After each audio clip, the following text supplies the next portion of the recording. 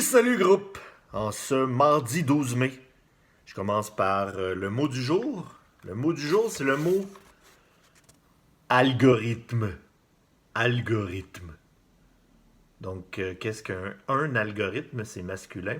C'est une formule mathématique. Dans le fond, c'est une suite d'instructions qui finit par donner un résultat à partir de données connues.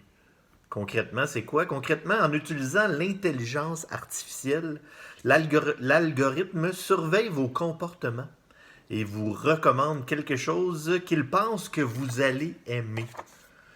Parlons de vos goûts musicaux en lien avec ça. Je vous pose une question philosophique que votre prof de philo pourrait vous poser en septembre. C'est aimez-vous vraiment ce que vous aimez? Ça, c'est le genre de question auquel vous aurez à répondre au cégep dans vos cours de philo. Aimez-vous vraiment ce que vous aimez comme musique? Ou c'est plutôt une machine qui choisit à votre place? Donc, pourquoi je vous pose cette question-là? Parce que si vous écoutez Spotify ou Apple Music ou bien Google Play Music, ben, on vous surveille de près et on vous suggère continuellement de la nouvelle musique. Et ça, c'est basé justement sur les algorithmes. Comment ça marche? Ben, c'est des outils, comme je disais tantôt, d'intelligence artificielle qui analysent vos comportements et qui vous proposent des chansons. Bon, par exemple, plus concrètement, l'algorithme va vérifier quel jour vous écoutez de la musique, combien de temps vous en écoutez, à quel moment de la journée, quel genre de musique, est-ce que vous écoutez la tune au complet. Elle va aussi vérifier c'est quoi la musique que vos contacts écoutent. Puis à partir de tous ces éléments-là, elle va arriver avec un résultat où elle va vous fournir des choix musicaux. Donc la question qu'on peut se poser, c'est quoi l'impact de ça?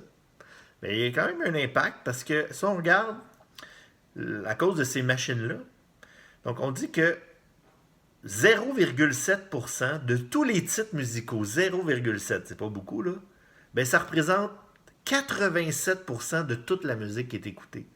Donc c'est comme si on écoute seulement 0,7% des titres parce qu'on écoute ce que la machine nous recommande, puis on fait pas nécessairement... on n'a pas le réflexe d'aller peut-être ouvrir nos horizons sur d'autres types de musique. On est toujours pris dans le même carcan. Et ça, c'est à cause de ces machines-là, de ces algorithmes-là. Ça devient une genre de contradiction dans notre société parce que on vit dans une société qui accepte de moins en moins de se faire dire quoi faire, mais on laisse des machines décider pour nous, à notre insu, sans qu'on s'en rende compte finalement. Puis ça, c'est la même chose pour les films que vous regardez quand vous allez sur YouTube. Donc, pensez-y. Pensez-y. Pensez-y. Sujet 2. C'est quoi la différence entre un virus et une bactérie? C'est pas tout le monde qui est capable de faire la différence, puis c'est pas clair. Même moi, j'étais un peu mélangé quand j'ai lu là-dessus. Ben, les deux, c'est des microbes qui sont des particules qu'on peut observer au microscope. Donc, des microbes, la définition d'un microbe, c'est quelque chose que tu peux observer au microscope, c'est parce que c'est petit. Les deux peuvent nous rendre malades. On les confond facilement, c'est un virus, c'est une bactérie, parce que les symptômes sont souvent similaires. Si on regarde un peu l'histoire, les bactéries ont été découvertes en premier. En quelle année? En 1668, aux Pays-Bas. Et c'est quelqu'un, justement, qui a comme concocté un microscope, patenté un microscope, puis là, il les a vus. Donc, c'était la première fois qu'on voyait des bactéries. Il va falloir quand même attendre 300 ans, à peu près 300 ans, en 1930, pour qu'on découvre les virus. Donc, 300 ans plus tard. Pourquoi si longtemps? Parce que les virus sont jusqu'à 1000 fois plus petits que les bactéries. Donc, les virus, c'est plus petit que les bactéries. Ça, je ne savais pas vraiment. Et il a fallu attendre l'invention du microscope électronique pour être capable de voir des particules aussi petites.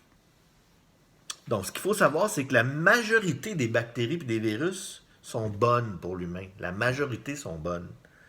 On a même des milliards dans notre système digestif. Notre corps contient 10 fois plus de bactéries que de cellules. Imaginez, 10 fois plus de bactéries que de cellules dans notre corps. Puis c'est la même chose pour les virus. On a encore plus de virus que de bactéries dans notre corps. Ça, c'est dur à croire, mais c'est vrai. On a même des virus dans notre corps qui mangent des bactéries, donc des virus qui mangent des bactéries. On dit que c'est même grâce aux virus que les espèces ont évolué sur Terre. Mais il y a quand même il y a certains virus qui sont vraiment dangereux pour l'humain. On parle du coronavirus, COVID-19, on a un exemple. Là-dedans, dans cette catégorie de virus-là, on a l'influenza, qui est un virus, la rougeole, la mononucléose, c'est un virus, l'Ebola. On a aussi des mauvaises bactéries, donc dans l'autre catégorie, bactéries, on a la peste, le choléra, la typhoïde, la tuberculose, la méningite. Donc, toutes ces bactéries ont décimé des populations par le passé. Donc voilà, c'était la différence entre bactéries et virus. J'espère que c'est plus clair pour vous. En tout cas, ça l'est pour moi. Et je termine par deux liens que j'inclus sur la plateforme Teams. Tout d'abord, un autre texte, un autre très beau texte imagé qui nous fait réfléchir de David Goudreau. Un texte qu'il a intitulé Le déconfinement. C'est dans l'actualité. Donc, allez lire ce texte. J'ai mis le lien sur Teams. Et aussi, un deuxième lien que j'ai pris dans l'émission à Télé-Québec, Les suppléants. C'est une capsule qui dure 4 minutes et c'est Patrick Bélanger qui nous vous explique c'est quoi l'histoire du joual. Donc, parler le joual, ça vient de où, c'est quoi son histoire. Capsule extrêmement intéressante.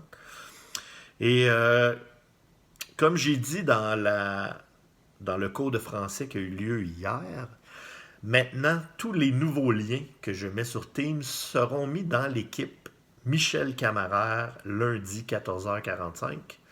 Donc, en espérant que ça vous sera utile. Donc, merci beaucoup d'être là et on se revoit demain. Bye bye.